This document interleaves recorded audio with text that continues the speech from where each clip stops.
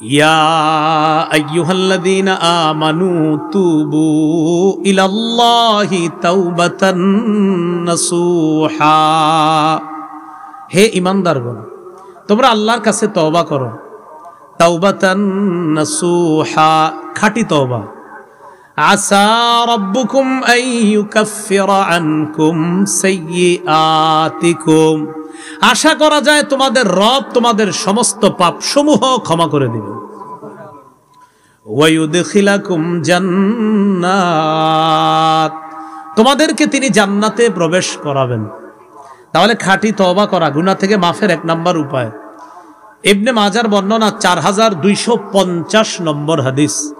قال رسول الله صلى الله عليه وسلم التائب من الذنب كمن لا ذنب له। গুনাহ থেকে তওবাকারী ব্যক্তি এমন হয়ে যায় যেন তার কোনো, রাসূল সাল্লাল্লাহু আলাইহি সাল্লামের নবুয়ত প্রকাশ যখন আল্লাহ ঘটাইলেন 40 বছর বয়সে, এরপর থেকে আপনি প্রথম 13 বছরটাও পড়তে হবে মন দিয়ে, এরপর আপনি 10 বছর পড়বেন, এই মোট 23 বছর। তখন দেখবেন ইসলামের কোনো বিধানের ব্যাপারে আপনার ভিতরে আর অ্যালার্জি কাজ করবে না। আর নাস্তিকও যদি বুঝার নিয়তে এইগুলা পড়ে, ইনশাল্লাহ ও হেদায়েত পাবে ইনশাল্লাহ। কিন্তু ওর তো নিয়ত হলো ইসলামের বিরোধিতা করা। ওর নিয়ত কি? যে ইসলামের বিরোধিতা করা, এটাই নিয়ত। কেউ যদি ইসলাম বুঝার জন্য গোটা 23 বছরটা পড়াশোনা করে ভালো করে, সে যদি ইসলাম গ্রহণ নাও করে, এটা বলতে বাধ্য হবে যে মুহাম্মদ সাল্লাল্লাহু আলাইহি সাল্লামের চেয়ে শ্রেষ্ঠ শান্তি প্রিয় মানুষ পৃথিবীতে আর কেউ নেই, সে বলতে বাধ্য হবে। খালি 10 বছরে শুরু করে দেয়, আগের 13 বছর বলে না। তো বলে না যেহেতু এটা বলার দায়িত্ব আমাদের, বলতে হবে আমরা, বুঝেন না? এই যে আমি একটা নিয়ম শিখাইলাম না আপনার, এইভাবে 13 বছর, এইভাবে আপনি আপনার চাচারে বুঝাইবেন, আপনার আম্মারে বলবেন 13 বছর এইভাবে জুলুম করছে, নবীর গলায় ফাঁস লাগায় হত্যা করার চেষ্টা করছে। এগুলা যখন বুড়ারে বলবেন, মুরব্বীও বলবে কও কি, এটা তো ঠিক করে নাই কামটা, বলবেন হ্যাঁ, এই আকামকে ঠিক করার জন্য আল্লাহ পাক রব্বুল আলামিন পবিত্র বিধান জিহাদ দিস। তখন দেখবেন মুরব্বীও বুঝবে, হ্যাঁ দেহাত্ম তোলে দরকার। মনে আসেনি আলোচনা কি? 7টা অপরাধ ধ্বংস করে 6 নাম্বার হলো জিহাদের ময়দান থেকে পলায়ন করা। আল্লাহ কখনো তৌফিক দিলে আমরা পালাবো না ইনশাআল্লাহ। 7 নাম্বার ওয়া কাযফুল মুহসানাতিল মুমিনাতিল গাফিলাত, সতী মুমিন নারীর উপর মিথ্যা অপবাদ দেওয়া। এই 7টি অপরাধ আমাদেরকে ধ্বংস করে। তাহলে অপরাধ বিষয়ে 7টা কথা বললাম, খুব মন দিয়ে শোনেন। 1, প্রকাশ্য পাপ গোপন পাপ ছেড়ে দাও, সূরা আনাম 120 নম্বর আয়াত। 2, প্রকাশ্য অশ্লীলতা গোপন অশ্লীলতার কাছেও যেও না, সূরা আনাম 151 নম্বর আয়াত। 3, আমার রব প্রকাশ্য অশ্লীলতা গোপন অশ্লীলতা হারাম করেছেন, সূরা আরাফ 33 নম্বর আয়াত। 4, কবিরা গুনাহ থেকে বাঁচো, আল্লাহ সগীরা গুনাহ মাফ করবে, সূরা নিসা 131 নম্বর আয়াত। 5, কবিরা গুনাহ করব না, সগীরা গুনাহ থেকেও সর্বোচ্চ বেঁচে থাকার চেষ্টা করব। এই ব্যাপারে ইবনে মাজাহ, মুসনাদে আহমদ, বুখারী সহ অনেকগুলো হাদিস শুনেছিলাম আমরা। 6, গুনাহ ছেড়ে দিয়ে আল্লাহর শ্রেষ্ঠ আবেদ হব, তিরমিজি 2305 নম্বর হাদিস। 7, 7টি অপরাধ আমাদেরকে ধ্বংস করে। আল্লাহ আমাদের সকলকে প্রকাশ্য গোপন সব ধরনের পাপ থেকে বাঁচার তৌফিক দান করেন। গুনাহ থেকে বাঁচার উপায় কি?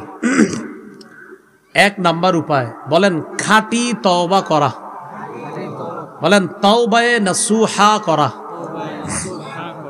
28 পারা 20 নম্বর পৃষ্ঠা, সূরা তাহরিমের 8 নম্বর আয়াত। আল্লাহ বলেন, ইয়া আইয়ুহাল্লাযীনা আমানু তুবু ইলাল্লাহি তাওবাতান নাসুহা।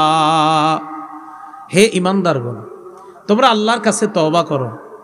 তাওবাতান নাসুহা, খাঁটি তওবা। আসা রাব্বুকুম আন ইউকাফফিরা আনকুম সাইয়্যাতিকুম, আশা করা যায় তোমাদের রব তোমাদের সমস্ত পাপসমূহ ক্ষমা করে দিবেন।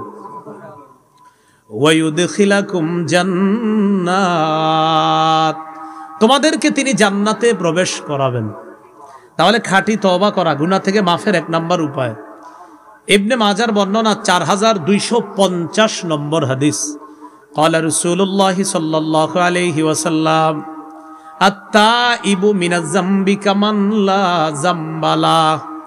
গুনাহ থেকে তওবাকারী ব্যক্তি এমন হয়ে যায় যেন তার কোনো গুনাহ নাই। ইবনে মাজাহ 4251 নম্বর হাদিসের বর্ণনা। قال رسول الله صلى الله عليه وسلم كل بني آدم خطاء وخير الخطائين التوابون। আদম সন্তান সবাই কম বেশি পাপ করে, তাদের মাঝে তারা সেরা যারা তওবা করে। সুবহানাল্লাহ। আদম সন্তান কম বেশি পাপ করে, পাপীদের মাঝে তারা সেরা যারা তওবা করে। তাহলে কম বেশি পাপ আমাদের হয়, তো তারা সেরা যারা তওবা করে। এজন্য বেশি বেশি তওবা করা। ইবনে মাজাহ 4253 নম্বর হাদিস। قال رسول الله صلى الله عليه وسلم إن الله لا يقبل توبة العبد ما لم يغرغر। আল্লাহ বান্দার তওবা ততক্ষণ কবুল করে যতক্ষণ বান্দার প্রাণ কণ্ঠাগত না হয়। প্রাণ কি না হয়? এজন্য আপনারা একটা বুদ্ধি করবেন। বুদ্ধিটা হইল অপেক্ষায় থাকবেন যে প্রাণটা যখন এখানে আসবে তখন তওবাটা করবেন। কি বলেন? আমাদের কি জানা আছে কবে প্রাণ এখানে আসবে? তাহলে তওবা ইনশাল্লাহ আগামীকাল করব। বলেন এখন? এই জন্য তওবা দেরি করতে নাই, 5 মিনিট পরেও না, এখনই। এই জন্য মনে মনে সবাই তওবা করে নেন, বাস তওবা হয়ে যাবে। কারণ ইবনে মাজাহ 4252 নম্বর হাদিসে আসছে নাদামু আত-তাওবা, অনুতপ্ত হওয়াটাই তওবা। অনুতপ্ত হওয়াটাই তওবা। মনে মনে সবাই অনুতপ্ত হয়ে গেছি না বলেন? বাস এটাই তওবা হয়ে গেছে। আল্লাহ আমাদেরকে গুনাহ থেকে হেফাজত করেন। আমিন। তিরমিজির একটা হাদিস শুনেন, 3538 নম্বর হাদিস। তিরমিজিতে হাদিসটা ছোট, বুখারী মুসলিমে হাদিসটা অনেক বড়। ছোটরা শুনবেন না বড়রা? হ্যাঁ, আচ্ছা তাহলে বড়টাই বলি। দেখেন, রাসূলুল্লাহ সাল্লাল্লাহু আলাইহি সাল্লাম হাদিসের মধ্যে বলেন, এক ব্যক্তি সফরে বের হইছে। কোথায়? সফরে বের হইছে। সফরে বের হওয়ার পর তার সাথে খানা আছে, পানি আছে, বাহন আছে। সফর করতে করতে এক জায়গায় সে ক্লান্ত, বিশ্রাম নেওয়ার জন্য নামছে। নামার পর ওই ব্যক্তি হঠাৎ তার চোখ লেগে গেছে, ঘুমায় গেছে। ঘুম থেকে উঠা দেখে তার বাহন নাই, খানা নাই, পানি নাই, টাকা পয়সা যা আছে, সফরের সরঞ্জামাদি সব গায়েব হয়ে গেছে। মনটা কতটা খারাপ। এই ব্যক্তি চিন্তা করলো, আমি এখন কি করব? বাড়িতে ফিরে যাব, না যেখানে সফরের উদ্দেশ্যে রওনা করলাম সেখানে যাব? যদি আমি বাড়িতে ফিরে যাই তাহলে আমার পৌঁছা সম্ভব না, কারণ এই পরিমাণ সরঞ্জামাদি আমার কাছে নাই, না খায়া মারা যেতে হবে। আবার যেখানে রওনা করেছি সেখানেও বসতে পারবো না, সেখানে যাইতে যাইতেও না খেয়ে মারা যেতে হবে। অতএব এই জায়গায় বসেই মরে যাই, এটাই ভালো। তো তিনি আবার ওখানে বসছে, মানে না খাইতে না খাইতে এখানেই মরবে, এই নিয়তে বসছে।